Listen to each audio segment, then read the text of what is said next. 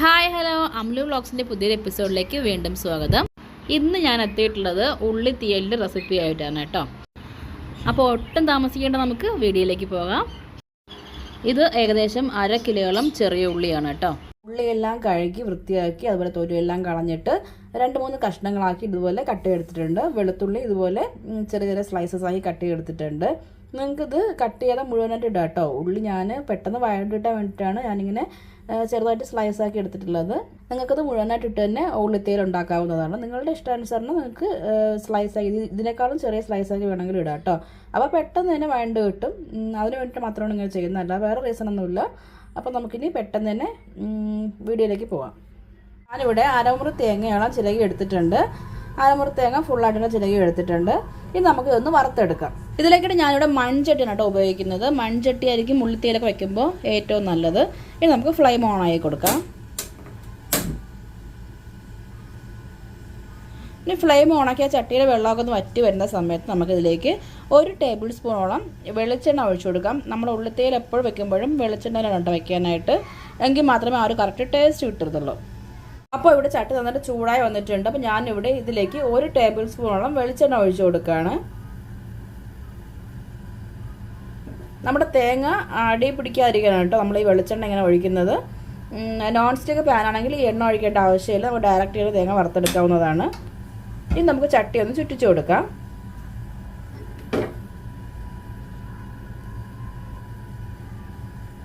ആ എണ്ണ എല്ലായിടത്തും ഒന്നും ആകത്തക്ക രീതിയിൽ നമ്മളൊന്ന് ചുറ്റിച്ചു കൊടുത്തിട്ടുണ്ട്. നമുക്ക് ഇനി ഇതിലേക്ക് തേങ്ങ ചേർത്ത് കൊടുക്കാം. അപ്പോൾ ഞാനിവിടെ ഫുള്ളായിട്ട് തേങ്ങ ചേർത്ത് കൊടുക്കുന്നുണ്ട്. അരമുറി തേങ്ങയാണിത്. ഇനി നമുക്ക് ഈ ഒരു തേങ്ങ നന്നായിട്ടൊന്ന് വറുത്തെടുക്കണം. നല്ല ബ്രൗൺ കളർ ആകുന്ന വരെ നമുക്ക് നന്നായിട്ടൊന്ന് വറുത്തെടുക്കേണ്ടതായിട്ടുണ്ട്.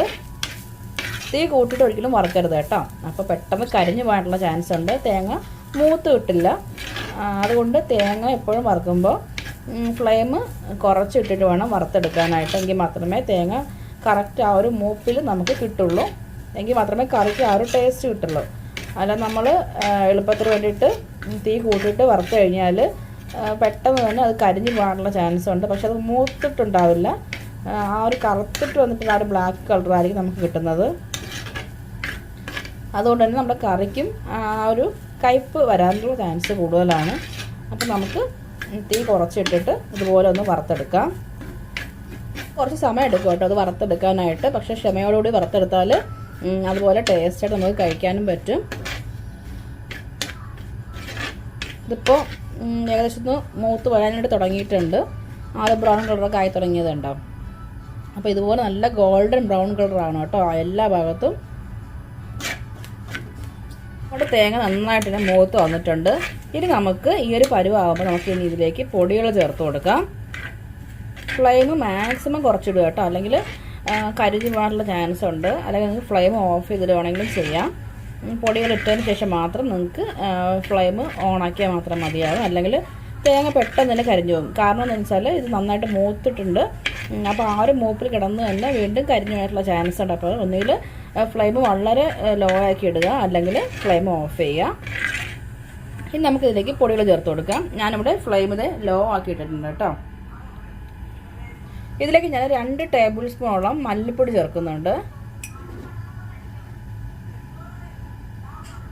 അടുത്തതായിട്ട് 1 ടേബിൾ സ്പൂണോളം മുളക് പൊടി, 1/2 ടീസ്പൂണോളം ഉലുവാപ്പൊടി, 1/2 ടീസ്പൂണോളം കുരുമുളക് പൊടി. ഇനി നമുക്കതെല്ലാം കൂടി നന്നായിട്ടൊന്ന് മൂപ്പിച്ചെടുക്കാം. ആ പൊടികളുടെ എല്ലാം പച്ചമണം മാറുന്നവരെ ഒന്ന് വഴട്ടിക്കൊടുത്താൽ മാത്രം മതിയാകും. അതിനുശേഷം നമുക്ക് ഫ്ലെയിം ഓഫ് ചെയ്ത് ഈ തേങ്ങയൊന്ന് ആറാനായിട്ട് മാറ്റി വയ്ക്കാം. ഏകദേശം 1 മിനിറ്റോളം നമുക്ക് ഇളക്കി കൊടുത്താൽ മതിയാകും കേട്ടോ. അപ്പോഴേക്കും ഇത് നന്നായിട്ട് തന്നെ മൂത്ത് വന്നോളും. അപ്പോൾ നന്നായിട്ട് തന്നെ മൂത്ത് വന്നിട്ടുണ്ട്. ഇനി നമുക്ക് ഫ്ലെയിം ഓഫ് ചെയ്ത് ഇതൊരു വേറൊരു പാത്രത്തിലേക്ക് മാറ്റി ആറാനായിട്ട് വെക്കാം. ഇനി നമുക്ക് ഈ ഒരു സെയിം ചട്ടിയിൽ തന്നെ ഒരു 2 ടേബിൾ സ്പൂണോളം വെളിച്ചെണ്ണ ഒഴിച്ചു കൊടുക്കാം. എണ്ണ നന്നായിട്ട് ചൂടായി വരുമ്പോൾ നമുക്കിതിലേക്ക് കടുക് പൊട്ടിച്ചെടുക്കാം. ഇപ്പോൾ എണ്ണ നന്നായിട്ട് ചൂടായി വന്നിട്ടുണ്ട്. ഞാനിതിലേക്ക് കടുക് ചേർത്ത് കൊടുക്കുകയാണ്. ഇനി നമുക്കിതിലേക്ക് കറിവേപ്പിലയോട് ചേർത്ത് കൊടുക്കാം. അടുത്തതായിട്ട് നമ്മൾ നേരത്തെ കട്ടി വെച്ചിട്ടുള്ള ചെറിയ ഉള്ളി ഇതിലേക്ക് ചേർത്ത് കൊടുക്കാം. ഇനി ഇത് നന്നായിട്ട് വഴറ്റി കൊടുക്കുക കേട്ടോ. നമ്മൾ നേരത്തെ തേങ്ങ വറുത്തെടുത്ത് അതേ ക്ഷമയോടുകൂടി തന്നെ നമുക്ക് ചെറിയ ഉള്ളി അതുപോലെ തന്നെ വഴറ്റിയെടുക്കാം. ഇനി നമുക്കിതിലേക്ക് 2 പച്ചമുളക് കൂടി ചേർത്ത് കൊടുക്കാം. പച്ചമുളക് നടുവേ കീറിയത് 2 എണ്ണം ചേർത്ത് കൊടുക്കുകയാണ്.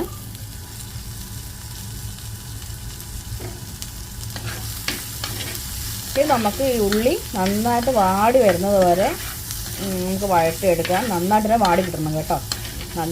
നല്ലതുപോലെ വഴറ്റിയെടുക്കണം. എങ്കിൽ മാത്രമേ ആ ഒരു ഉള്ളി തീയലിൻ്റെ ആ ഒരു കറക്റ്റ് ടേസ്റ്റ് നേരത്തെ പറഞ്ഞതുപോലെ തന്നെ കിട്ടത്തുള്ളൂ. ഈ ഉള്ളി എളുപ്പത്തിൽ വഴറ്റിയെടുക്കാൻ നമുക്ക് ഇതിലേക്ക് കുറച്ച് ഉപ്പ് ചേർത്ത് കൊടുക്കാം. ഉപ്പ് ചേർത്ത് നന്നായിട്ടൊന്ന് വഴറ്റിയെടുക്കുക. ഇനി ഇതൊന്ന് വരട്ടി കിട്ടുന്ന ആ ഒരു സമയം കൊണ്ട് നമുക്ക് ഇതിലേക്ക് വേണ്ടിയുള്ള തേങ്ങയൊന്ന് അരച്ചെടുക്കാം.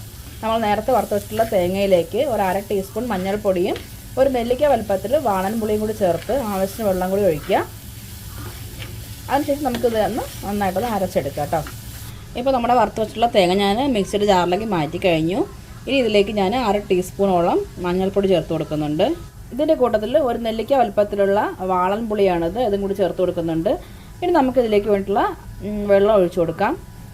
ആ ഒരു തേങ്ങ മുങ്ങി നിൽക്കത്തക്ക രീതിയിൽ വെള്ളം ഒഴിക്കണം കേട്ടോ. അതാണ് അതിൻ്റെ ഒരു കറക്റ്റ് പരുവം. ഇനി നമുക്ക് നന്നായിട്ട് അരച്ചെടുക്കാം. ഫൈൻ പേസ്റ്റ് ആക്കിയിട്ട് അരച്ചെടുക്കണം. അപ്പോഴേക്കും നമ്മുടെ ഉള്ളി നന്നായിട്ട് തന്നെ വഴണ്ട് വന്നിട്ടുണ്ട്. ഇനി ഈ ഒരു പരുവം ആകുമ്പോഴേക്കും നമുക്കിതിലേക്ക് 1 ടേബിൾ സ്പൂണോളം കാശ്മീരി ചില്ലി പൗഡർ ചേർത്ത് കൊടുക്കാം കേട്ടോ. നല്ലൊരു കളറിന് വേണ്ടിയിട്ടാണ് അത് ചെയ്യുന്നത്.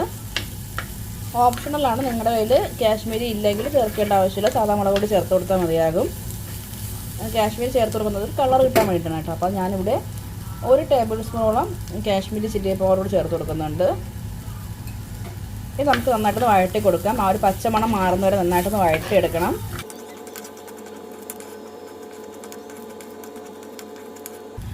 അപ്പോൾ നന്നായിട്ട് പച്ചമണമൊക്കെ മാറി ഒന്ന് ബ്രൗൺ ആയിട്ടുണ്ട് കേട്ടോ നമ്മുടെ ആ മുളക് പൊടി. ഇനി നമുക്കിതിലേക്ക് നേരത്തെ അടിച്ചു വെച്ചിട്ടുള്ള ആ ഒരു തേങ്ങയുടെ കൂട്ട് ചേർത്ത് കൊടുക്കാം. അപ്പോൾ അത് ഞാനിവിടെ നല്ല ഫൈൻ പേസ്റ്റ് ആക്കിയിട്ട് അരച്ചെടുത്തിട്ടുണ്ട്. ഇത് നമുക്കിനി നമ്മുടെ ഉള്ളിയിലേക്ക് ചേർത്ത് കൊടുക്കാം.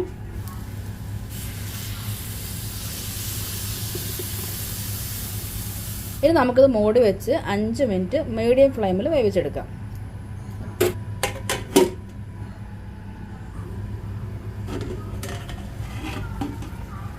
അപ്പോൾ നമ്മുടെ ഉള്ളിത്തേലൂടെ റെഡി ആയിട്ടുണ്ട്. ആ ഒരു വെള്ളമൊക്കെ വറ്റി നന്നായിട്ട് കുറുകി വന്നിട്ടുണ്ട്.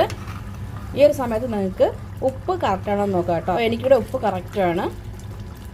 അപ്പോൾ ഉപ്പ് നോക്കിയിട്ട് വേണമെങ്കിൽ ചേർത്ത് കൊടുക്കാം. അപ്പോൾ ഈ ഒരു സമയം നമുക്ക് ഫ്ലെയിം ഓഫാക്കാം കേട്ടോ. അപ്പോൾ നമ്മുടെ ഉള്ളി നന്നായിട്ട് വെന്ത് വന്നിട്ടുണ്ട് കേട്ടോ. അതുപോലെ തന്നെ കറി നന്നായിട്ട് കുറുകി വന്നിട്ടുണ്ട്. ഇനി നമുക്ക് ഫ്ലെയിം ഓഫാക്കി കൊടുക്കാം. ഫ്ലെയിം ഓഫാക്കിയ ശേഷം നമുക്ക് ഇതൊരു 5 മിനിറ്റ് നേരം കൂടി നമുക്ക് മൂടി വെച്ചേക്കാം കേട്ടോ. ഇപ്പോൾ നമുക്ക് സെർവ് ചെയ്യാൻ പാടില്ല. ഒരു 5 മിനിറ്റ് കൂടി നമുക്ക് മൂടി വെച്ചതിന് ശേഷം മാത്രമേ നമുക്ക് സെർവ് ചെയ്താൽ ഒരു ടേസ്റ്റ് കിട്ടത്തുള്ളൂ.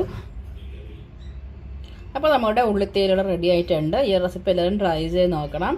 അതുപോലെ തന്നെ നമ്മുടെ ചാനൽ സബ്സ്ക്രൈബ് ചെയ്യാത്തവരുണ്ടെങ്കിൽ ദയവായി സബ്സ്ക്രൈബ് ചെയ്ത് എന്നെ സപ്പോർട്ട് ചെയ്യുക. നിങ്ങളുടെ ഫാമിലിക്കും ഫ്രണ്ട്സിനൊക്കെ ഷെയർ ചെയ്ത് കൊടുക്കുകയും വേണം. അപ്പോൾ അടുത്തൊരു വീഡിയോ ആയിട്ട് വീണ്ടും കാണാം. അതുവരേക്കും ബൈ ബൈ.